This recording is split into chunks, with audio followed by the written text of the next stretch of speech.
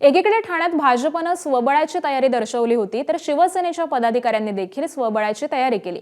मात्र ठाण्यामध्ये भाजप आणि शिवसेनेची युती झाली पाहिजे असं मुख्यमंत्री आणि उपमुख्यमंत्री एकनाथ शिंदेंनी सांगितल्याचं खासदार नरेश मस्केंनी सांगितलंय। तर ठाण्यामध्ये 3 प्रभागांमध्ये वेगवेगळे मतप्रवाह असल्याचं भाजप नेत्यांनी सांगितलं।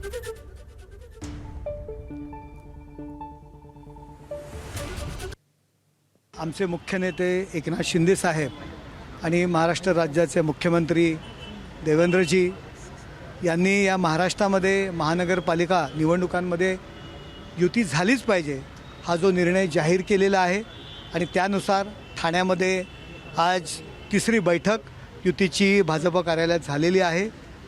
जवळजवळ सर्व चर्चा पॉझिटिव्ह आहे।